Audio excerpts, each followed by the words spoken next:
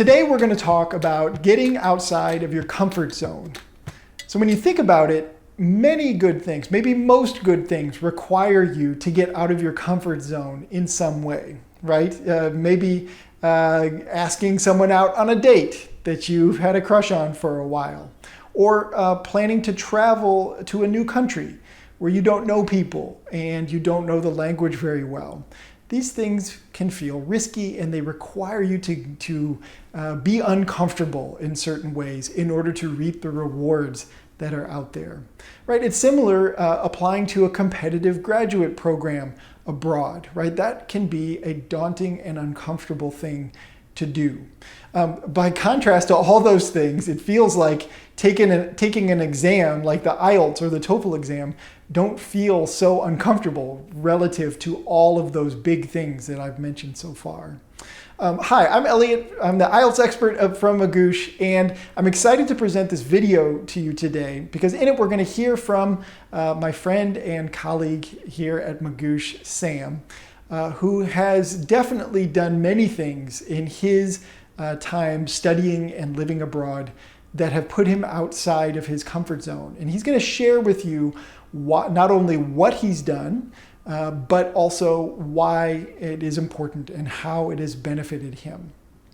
So this is part of a mini series we're doing on topics related to living and studying abroad.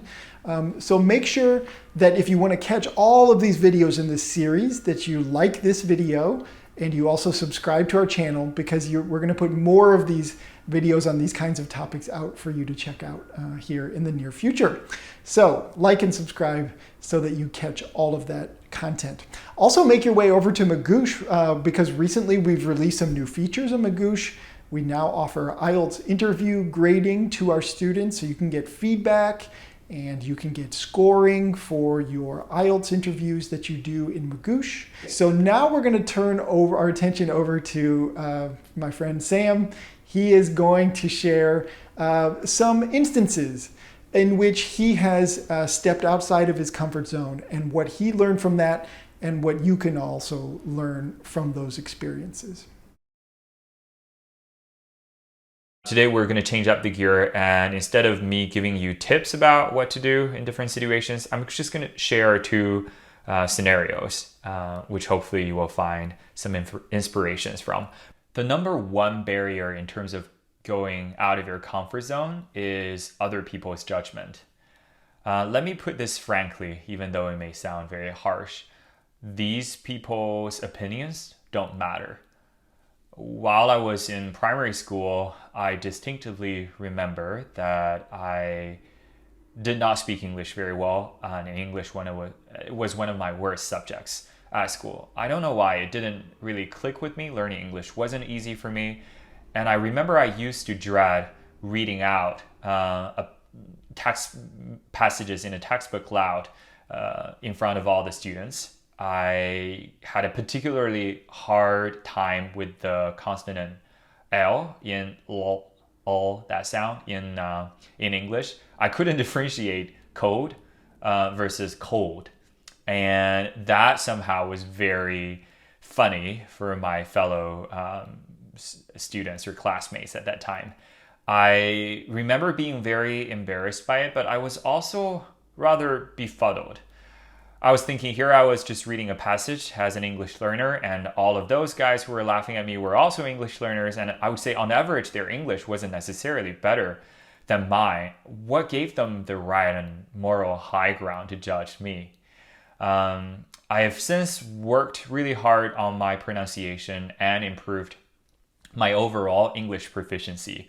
I've won numerous English speech and English debate contests, and I've actually adjudicated some of those English speech or debate contests. So I can confidently say that most of the students who used to laugh at my English were nowhere near the English proficiency level that I have today.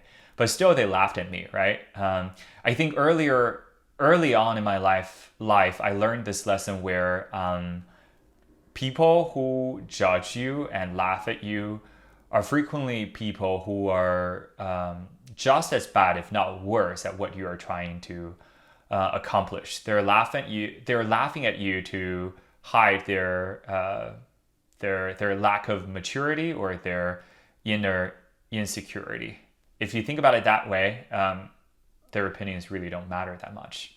The number 2 barrier that stands in your way, I'm gonna take a wild guess, is the fear of failing. And this is a tough one. It's something that I'm still struggling with today.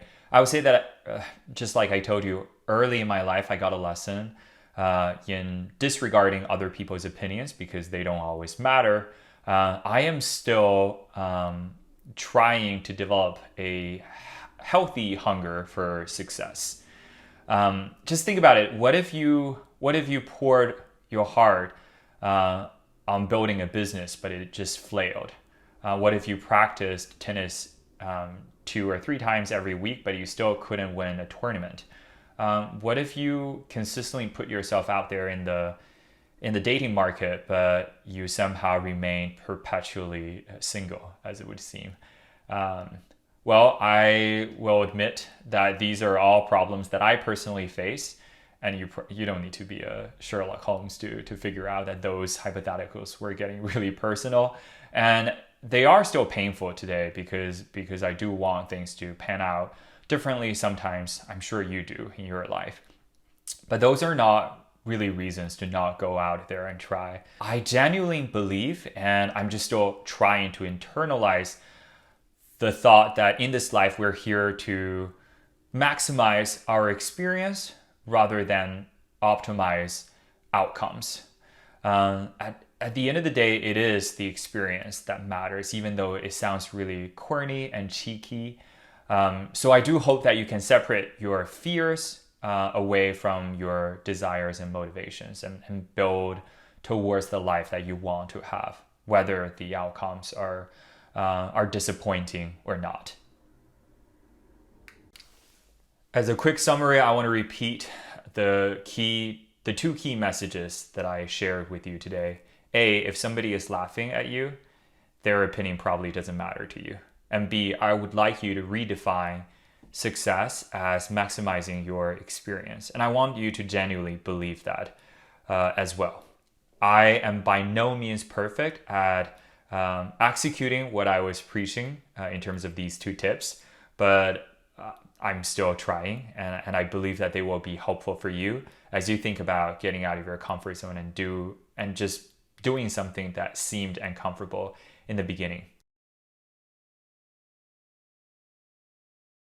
Thank you, Sam, for sharing your experiences getting outside of your comfort zone. It definitely resonates with me as a teacher, thinking about all the students I've worked with who have sometimes felt intimidated or scared to get out and take risks with their language, but it certainly does pay off in the end to take those risks and get outside of your comfort zone. So if you like this video, please go ahead and like it in YouTube and also subscribe to our channel. We're going to have a lot more videos in this mini-series related to the topic of living and studying abroad. Also, leave a comment for us if you have questions about anything you heard, or if you would like to share an instance when you stepped outside of your comfort zone, and also what you learned from that experience. We would really love to see that and hear from you in the comments. So please do that so that we can get your thoughts on this topic as well. Make sure to also check out, if you're studying for the IELTS exam, as I mentioned at the beginning, we've got some great new features you can take advantage of in Magoosh IELTS, where you can get your IELTS practice interviews graded by IELTS experts, giving you a score and some feedback. So if you're considering signing up for Magoosh, maybe to encourage you a little bit, we've got a nice promotion code you can use. Use that code at checkout. You'll save some money, 20% on your Magoosh subscription if you use that code. So go ahead and head over to Magoosh IELTS and get signed up and start studying with us. All right, well, thank you so much for watching. And again, we'd love to hear from you in the comments. So please share and let us know what you thought of the video, what experiences you had, what questions you have. And I'll be excited to see you in upcoming videos.